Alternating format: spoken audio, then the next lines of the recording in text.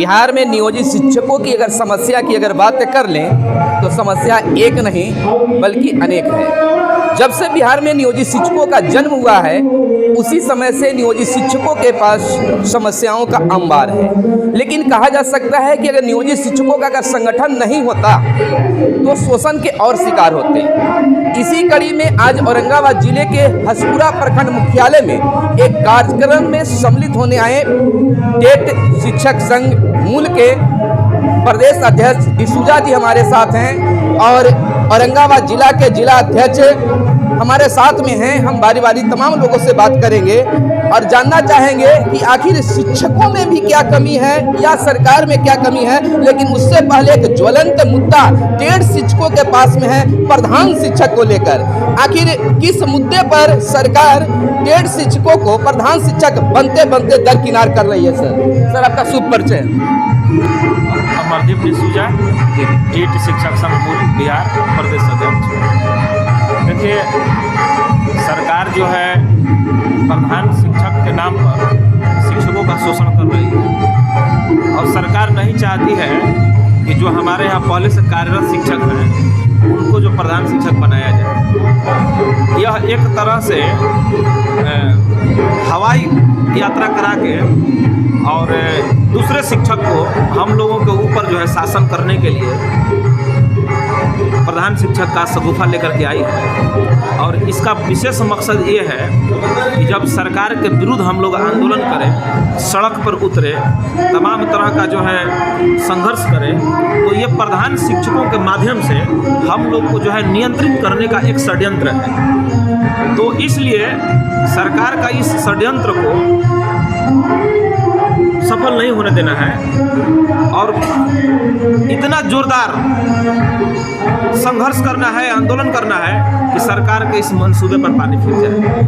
क्योंकि इस मामले को लेकर के विभिन्न शिक्षक साथी जो है न्यायालय में है, उसके बावजूद भी यह वर्तमान सरकार तानाशाही सरकार है, अड़ियल सरकार है, यह न्यायालय की बात नहीं सुनती है। तमाम तरह के ऐसे न्याय निर्णय आए हैं शिक्षकों के पक्ष में, विशेष करके according to right to education act 2009 के आधार पर जो शिक्षक बहाल हुए हैं उनके संदर्भ में तमाम तरह के निर्णय आए हैं। लेकिन सरकार जो है शिक्षा अधिकार अधिनियम को ध्वस्त करके, न्यायालय के न्यायाधीश को ध्वस्त करके पूरी तरह मनमानी पर उतर रही है। लेकिन आप तो सुप्रीम कोर्ट में हार चुके हैं। देखिए सर, सुप्रीम कोर्ट में हारना एक अलग बात है। सरकार जो है वहाँ पर भी हम लोगों के साथ षड्यंत्र करके और समान काम समान वेतन को जो है षड्यंत्र के द्वारा जो है इसको खारिज कराया गया है। हम लोग हारे नहीं हैं। ये सरकार और कोर्ट का जो है, सरकार वैसे तो सरकार किसी भी कोर्ट के न्यायाधीश को मानती नहीं है।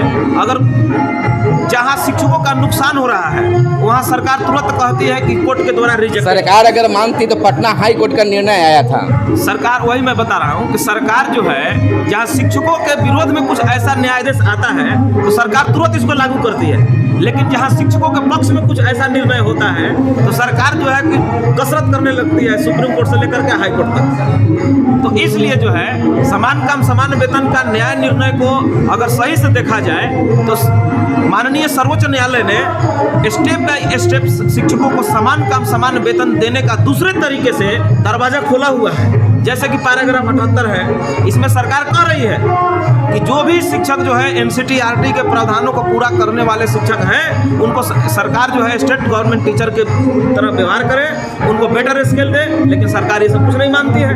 वही पैराग्राफ 80 में सरकार कहती है कि शिक्षकों के वेतन भत्ते में बढ़ोतरी करे, तो सरकार इसको दूसरे तरीके से जो है तुरंत लागू कर दिया है, 15% का वृद्धि दे दिया है। तो मेरा कहने का मतलब है कि यदि सरकार जो है चाहती है कि 1280 लागू हो सकता है तो हम पूरे बिहार के 5 लाख शिक्षकों को जो है 1278 को लागू कराने के लिए सड़क पर उतरना होगा।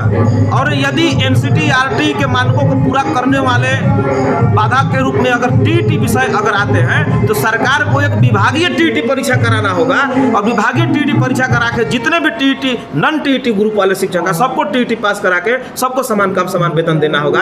अन्यथा अगर सरकार इसको नहीं पालन करती है तो हम लोग जो है 1.25 लाख पौने 2 लाख जो TET शिक्षक है उनके लिए हम लोग संघर्ष को जो है अपने अंजाम तक पहुंचाने का प्रयास करेंगे।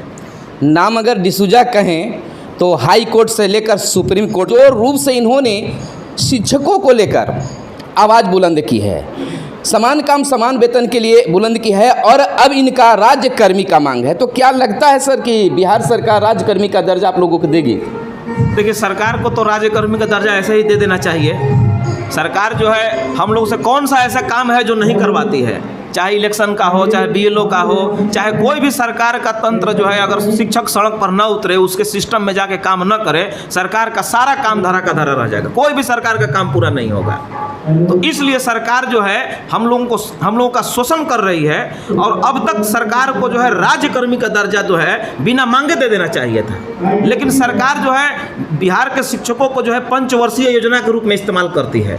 अभी जब जब इलेक्शन आएगा तो थोड़ा थोड़ा जो है चारा देने के लिए, चारा के रूप में है, थोड़ा थोड़ा चारा छींटने का काम करती है और थोड़ा थोड़ा जो है सुविधा को बढ़ाते जाती है। तो राज्यकर्मी का दर्जा तो सरकार को देना ही है, आज दे या 5 साल के बाद दे, लेकिन पंचवर्षीय योजना में सरकार के अंदर जब भी फिट बढ़ जाएंगे नियोजित शिक्षक, सरकार मजबूरी में देगी। लेकिन हमारा मांग है कि सरकार को जिस प्रकार से 15% की वृद्धि सरकार दे रही है, उसी तरीके से बिहार के समस्त नियोजित शिक्षकों को समान काम समान वेतन देते हुए राज्यकर्मी का दर्जा देना चाहिए।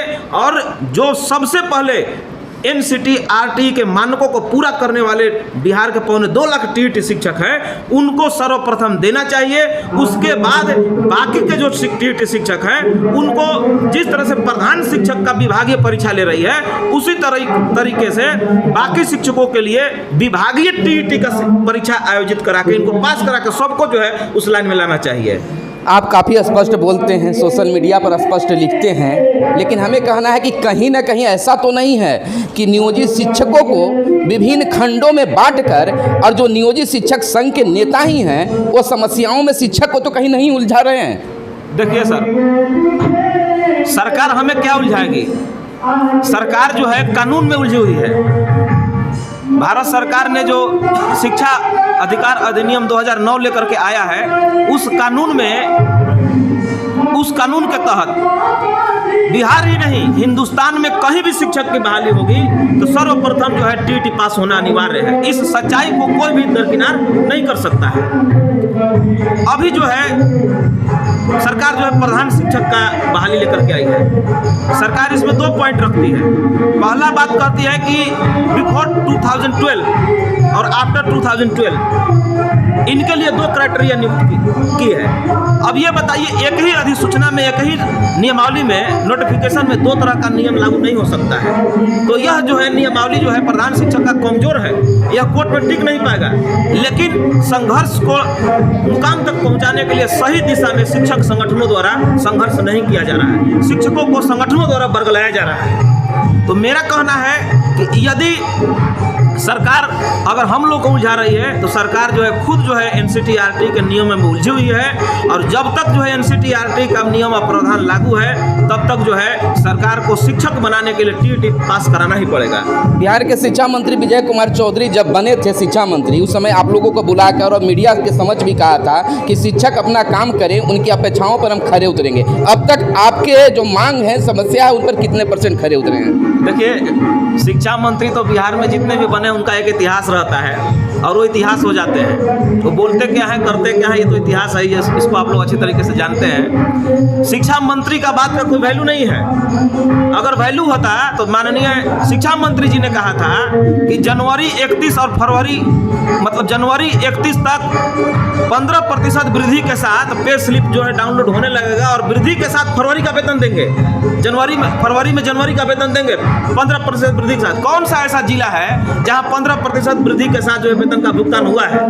तो मुझे लगता है कि शिक्षा मंत्री जी को अपने बयान को गंभीरता से लेना चाहिए और उसको इम्प्लीमेंट कराने के लिए जोरदार तरीके से जो विभागीय अधिकारी जो है मंत्रियों को जो बहला फुसला करके रखते हैं, उसको जो है कंट्रोलिंग पावर और मजबूत करना होगा।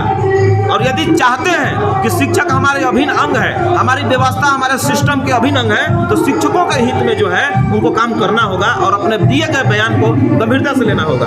कल से आज आप बहुत मजबूत हुए हैं क्योंकि हजारों शिक्षक आज आपसे जुड़ गए हैं, नए शिक्षक बनकर आए हैं, टेट के रूप में आए हैं, तो आपसे जुड़ रहे हैं। तो उनके लिए आपका क्या संदेश होगा? देखिए, ये तो सिस्टम है, ये तो आना जाना लगा रहता है, कुछ आए हैं तो कुछ जाएंगे भी।